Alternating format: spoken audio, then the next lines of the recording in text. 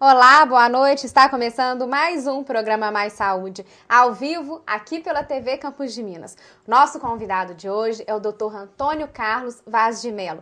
Ele é pediatra e nós vamos começar a falar, né, doutor Antônio Carlos, sobre o teste do pezinho, que hoje, no dia 6 de junho, é comemorado o Dia Nacional. Qual a importância de se comemorar esse dia?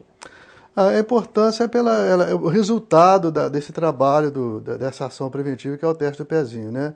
Ele detecta várias doenças genéticas e doenças inflamatórias, doenças infecciosas, e com isso dá um resultado, né, promissor para aquele neném que está acometido dessa doença. Como é um teste preventivo, você pode detectar essas patologias antes de causar algum efeito deletério na criança. Tá. E o que é o teste do pezinho, doutor?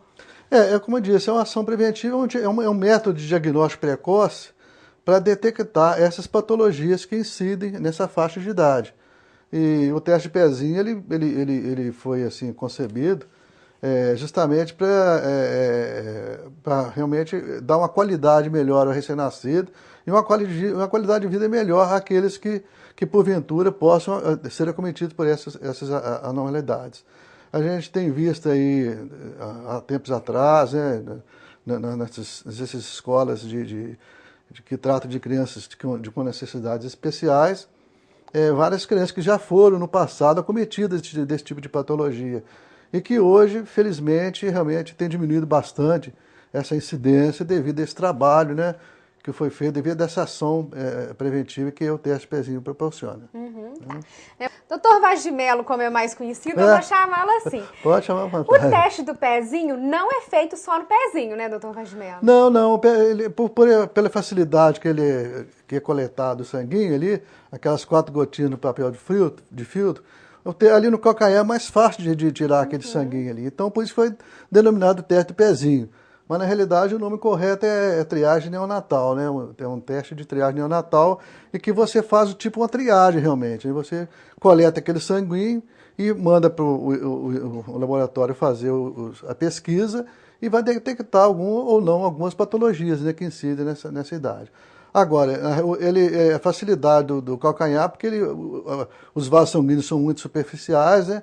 E o sangue sai com facilidade e é menos dolorido também. Por isso que é denominado Menos teste do pezinho. sofrimento para o bebê, Menos né? sofrimento para o bebê. E quando que ele deve ser realizado? Olha, o teste de pezinho, por ele ter essa característica de poder ser um teste preventivo, de evitar que essas doenças que acometem causam efeito deletério na criança, ele é feito a partir do segundo dia. Quer dizer, do segundo dia até no máximo, estourando até o 7º dia. O ideal seria realmente fazer do segundo ao 5º dia, porque com isso você detecta precocemente aquelas doenças que porventura que a criança vai apresentar.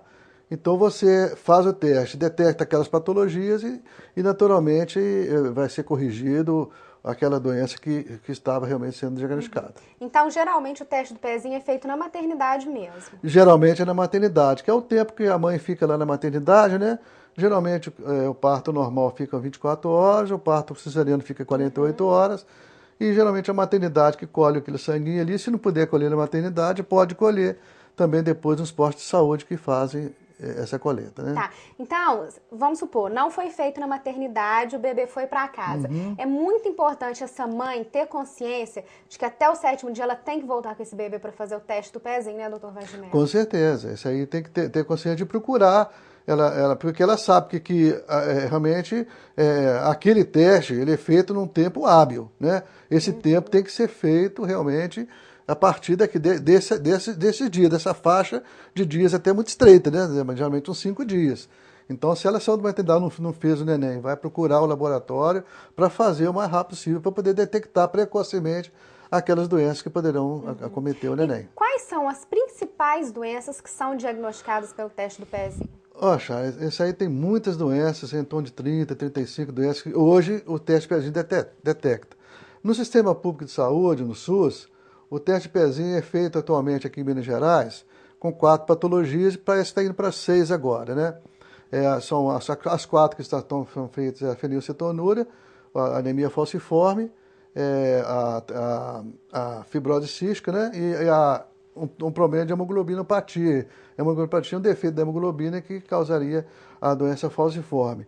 Está para ser introduzida agora mais duas patologias, né? A hiperplasia congênita suprarrenal, né? E a outra, a deficiência de biotinidase, que é uma enzima que realmente interfere no metabolismo da criança. Então, a doença diagnosticada no recém-nascido, ela já pode ser começada a tratar? Ser tratada, doutor Vaz de Mello? Realmente pode, porque detectou a doença, deu aquela triagem. Eu queria chamar até a atenção, acontece algumas vezes no consultório da gente, nos postos de saúde, às vezes a mãe vem com resultado que mas deu positivo e tal, ficou preocupada e tal. Pessoal, esse teste é um teste de triagem, né? Então, como é um teste de triagem, ele vai ter que ser reavaliado. Então, vamos supor, deu um problema de um hipotireoidismo, uma fenilcetonúria, um problema de atresia de hiperplasia suprarrenal, por exemplo. Aí você vai confirmar aquela patologia que deu. Por isso que ele é chamado teste triagem neonatal. Então você já não começa de cara, você pode começar a suspeitar que existe aquele problema, você já começa a ficar realmente preocupada, mas você vai fazer um diagnóstico de certeza a partir daquela triagem que foi feita. Entendi. No caso, o bebê foi diagnosticado com hipotiroidismo. Qual a importância em se tratar logo? A gente estava conversando nos bastidores, doutor Vaz de Mello. O que uma criança que tem hipotiroidismo não tratar pode ter no futuro? O hipotireoidismo congênito é uma doença, o diagnóstico dela ele é muito difícil de feito assim, clinicamente. Realmente é um diagnóstico que tem algumas coisinhas que o pediatra pode suspeitar, mas muitas das vezes essa doença é assintomática. Então a gente faz o seguinte, você fez o teste de pezinho e deu uma suspeita de hipotireoidismo, né? Nesse caso, você vai ter que fazer uma reposição hormonal, você vai ter que tratar, dar hormônio tiroidiano, para que aquele hipotireoidismo não cause um problema de deficiência mental e distúrbio de crescimento e desenvolvimento, que é a principal ação deletéria do hipotireoidismo. É deficiência intelectual, né? Um déficit neuropsicomotor e um problema de crescimento e desenvolvimento, que é o responsável pelo hormônio tiroidiano. Tá. Então, o Sistema Único de Saúde oferece o teste do pezinho, que dá o diagnóstico de 4 doenças, e agora vão ser 6. 6, exatamente, são 6 doenças. Mas a gente sabe que pelo teste do pezinho podem ser diagnosticadas mais de 30 doenças. Aí como que as pessoas devem fazer para fazer esse tipo de exame? Porque o senhor me disse que são 4. Exato. Né? Quais são esses 4? O teste pezinho, ele tem assim, o teste pezinho básico, né? Que é esse vamos colocar 6 doenças que é já o da que vez, o SUS oferece. Que o SUS oferece, né? Tem o teste pezinho ampliado, que mais algumas doenças, mais umas 6 ou 7 doenças. Tem o teste pezinho plus e o teste pezinho master, que é aquele que pega uma gama maior de doenças, né? Que é um teste, que é uma triagem maior, né? De problemas que o neném pode ter. Esses exames, o plus, o master e o ampliado, são feitos na rede particular, sabe? Ou então pelos planos de saúde também oferece esse tipo de exame. Agora, o teste pezinho básico, que detecta essas 6 doenças, é feito no Sistema Único de Saúde. Então, o mais completo gira em torno de 100, 150 reais? Eu não sei o valor certo não, Chária, porque essas coisas modificam, né? A gente às vezes fica... Mas é nessa média, eu acredito, né? Que sim, eu acredito que seja nessa faixa aí. Não é um preço exorbitante não, mas também não é uma coisa muito acessível, né? Para as pessoas que não podem, não têm condição de pagar, o SUS oferece. Quem quer o mais completo paga esse valor. Oferece até porque também essa faixa essas 6 patologias são as mais prevalentes, né?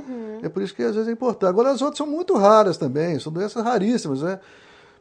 Por exemplo, tem doença da toxoplasmose, por exemplo, que é uma doença infecciosa, que o teste de pezinho massa oferece.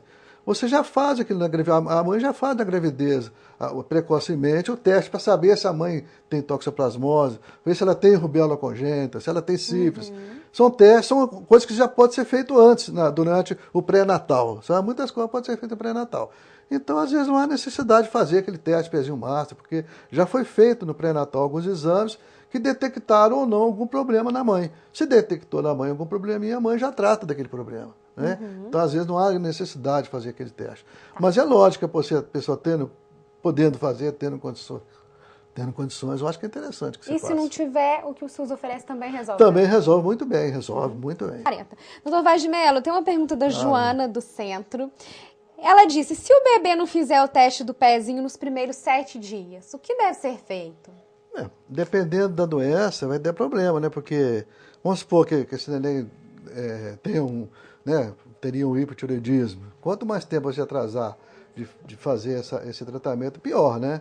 Então, é aquilo que eu falei, a gente tem uma faixa ali de 5 dias para a gente fazer esse teste do pezinho.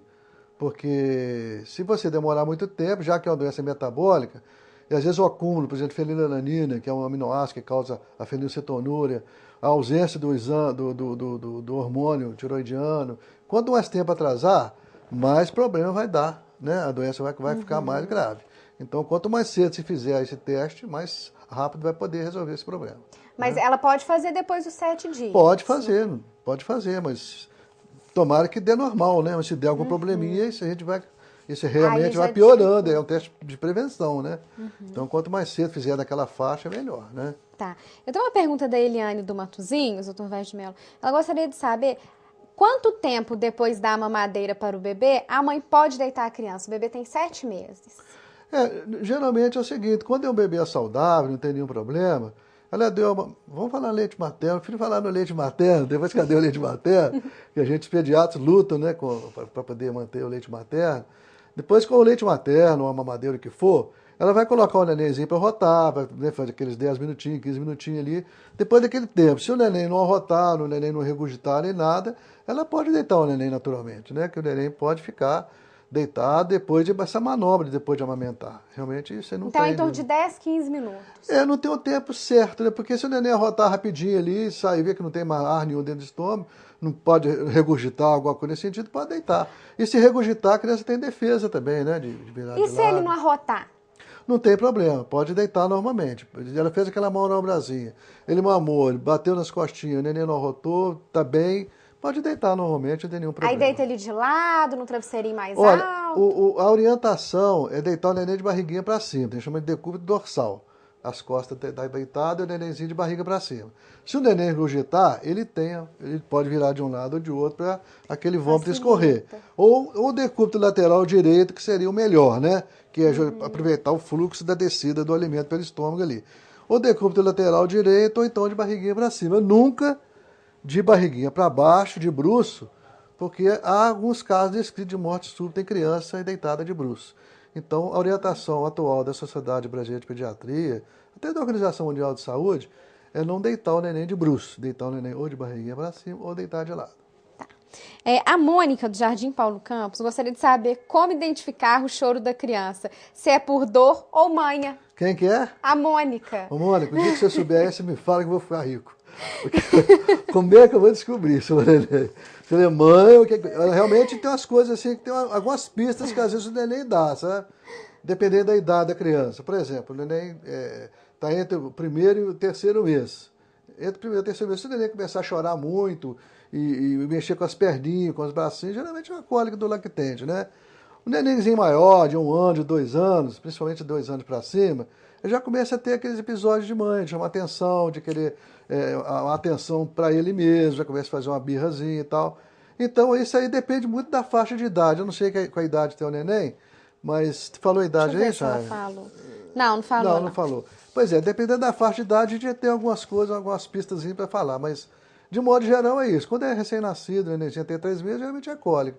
Criancinha maior assim, geralmente ela quer uma atenção maior, ela está com algum probleminha ali de, né, uma dor de barriga, uma coisinha ou outra, então a gente tem que levar no pediatra às vezes para avaliar, né? Então eles bebês já sabem fazer manha, né? Já sabem fazer manha, já pega, já faz parte da índole deles, né? Já sabe, a gente tem que saber lidar com ela, né? Agora, se é um choro desesperador, é bom investigar, né? Com certeza, quando você desesperar um choro que, né, a criança fica totalmente transtornada, né? Altera até o ambiente familiar, né? As avós ficam preocupadas, as mães ficam preocupadas, o neném às vezes tem febre, ou tem vômito, ou tem constipação intestinal, alguma coisa diferente no neném, né? Aí tem que ser avaliado para ver o que está acontecendo com essa criança. E de repente a criança estava bem, de repente começa um choro desesperado, né? Tem algumas doenças que acontecem que realmente tem que ser pesquisada pelo pediatra, que pode acontecer. Mas, geralmente, a criança para de chorar rapidinho, vê que a criança está bem, então a gente fica mais tranquilo, né? Mas tem que saber diferenciar também se é alguma doença ou se é algum processo aí, emocional da criança está apresentando. 16h40.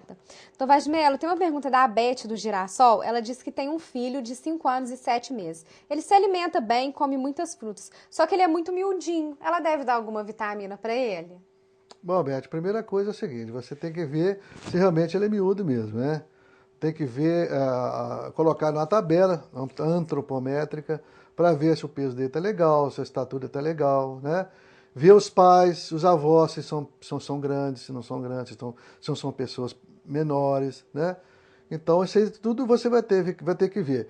A gente, hoje na pediatria, nós estamos valorizando muito o controle da diabetes futura, sabe? Nós estamos evitando o máximo de dar remédio para abrir apetite, de alterar a dieta da criança, entendeu? A gente até elogia quando a criança está com um peso bom, então um pouquinho até abaixo, entendeu? Sem estar desnutrida, é lógico, porque a gente está... hoje a epidemia da obesidade ela é mundial. Hoje você vê os Estados Unidos estão lutando para acabar com a epidemia lá de esses alimentos à base de fast food, né, de hambúrguer, etc, etc. Isso está fazendo com que as pessoas ficam muito gordas, né? E a obesidade, ela tem origem da infância, né? Justamente onde começa a formar as células adiposas, as células que produzem gordura, que fazem com que a gordura fique depositada. Então, a gente, antigamente, muitos avós lembram daquele bebê Johnson, né? Quanto mais gordo, mais prêmio ganhava, né? As vós achavam, né, que gordura era saúde, né? Aí tinha até um concurso mesmo, bebê Johnson, aquele...